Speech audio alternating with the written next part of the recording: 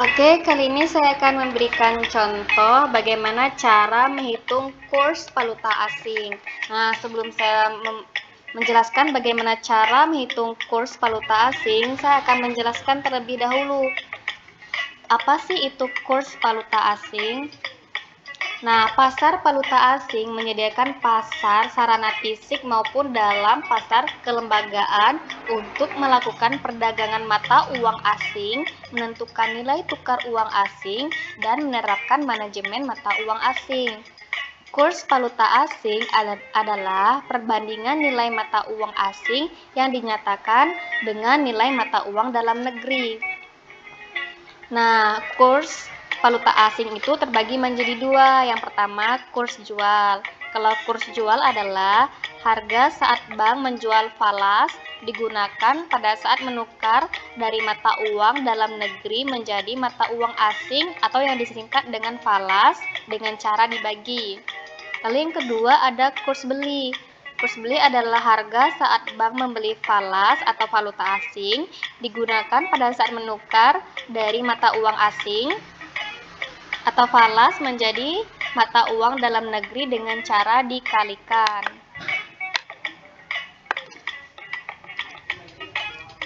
Kurs jual 1 US dollar itu sama dengan 14.695. Nah, data ini adalah data yang saya ambil waktu tahun 2020. Nah, sekarang kan tahun 2022. Kurs valuta asing itu bisa saja berubah gitu. Tergantung kekuatan mata uang Indonesia gitu. Kalau mata uang Indonesia kuat, maka nilainya tuh jadi tinggi. Nah, ini adalah data yang saya ambil tahun 2020. Jadi waktu tahun 2020 itu kurs jualnya itu 1 dolar sama dengan 14.695. Nah, kalau kurs belinya yaitu 1 dolarnya adalah 14.665. Nah, untuk menghitung nilai tukar asing baik menggunakan kurs jual maupun kurs beli dipandang dari sisi bank atau pedagang falas atau valuta asing seperti ini. Nah, misalnya di contoh 1, misalnya Mr. Smith, seorang turis dari Amerika, datang ke Indonesia untuk berlibur dengan membawa uang sebanyak 8.000 dolar. Hari ini ia datang ke BNI untuk menukarkan uang dengan rupiah. Pada saat itu nilai kurs yang berlaku adalah kalau untuk kurs jual 1 dolarnya sama dengan 14.550. Nah, kalau untuk kurs belinya 14.500. Berapa rupiah yang diterima Mr. Smith dari Bank BNI? Jadi untuk jawabannya, Mr. Smith menukarkan dolar dengan rupiah. Dalam kejadian ini berarti Mr. Smith menjual dolar dan BNI membelinya. Maka yang dimasukkan dalam perhitungan adalah kurs beli.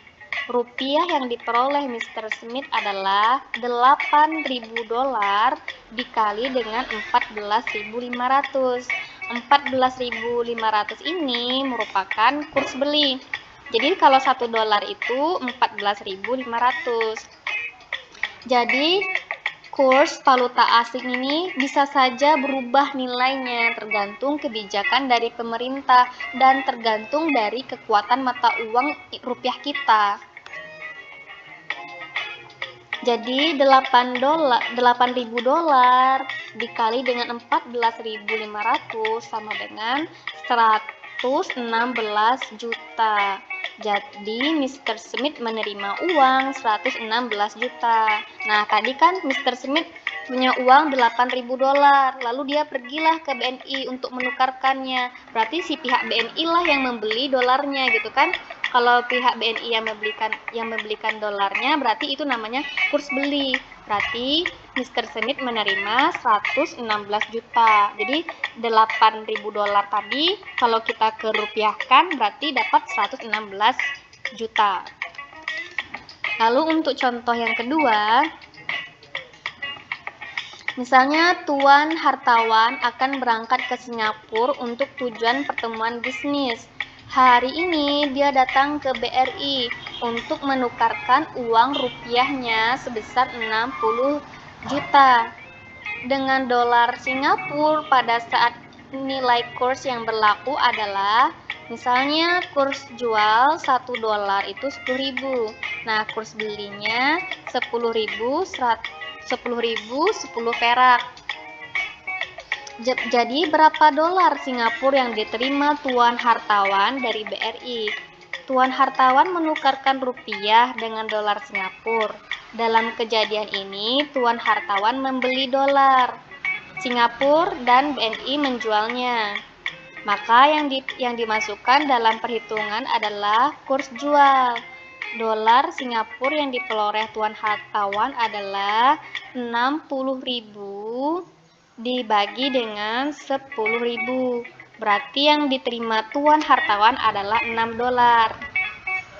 Jadi masuk dari kejadian soal ini adalah misalnya nih, aku punya uang 60 juta, aku ingin pergi ke Singapura. Jadi kalau aku ingin pergi Singapura, berarti otomatis uang rupiah itu tidak berlaku kan di Singapura. Jadi otomatis aku akan menukarkan uang rupiahku dengan dolar.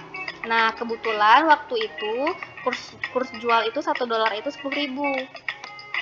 Berarti aku tuh termasuk menjual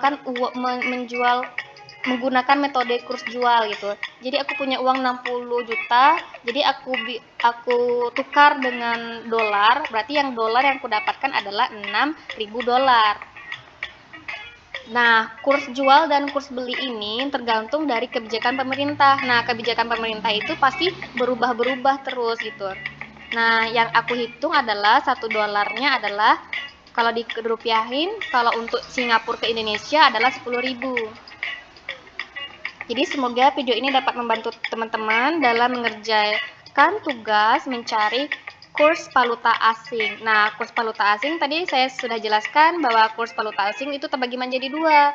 Ada kurs jual dan ada kurs beli. Nah, sebelum teman-teman mengerjakan kurs valuta asing, teman-teman harus searching terlebih dahulu. Berapa sih kurs valuta asing saat ini? Karena kurs valuta asing itu nilainya selalu berubah-ubah tergantung kekuatan mata uang Indonesia gitu. Jadi semoga video ini dapat membantu teman-teman dalam mengerjai tugas untuk mencari kurs valuta asing. Jangan lupa like, subscribe, and share ke seluruh media sosial yang kalian miliki. See you on my next video.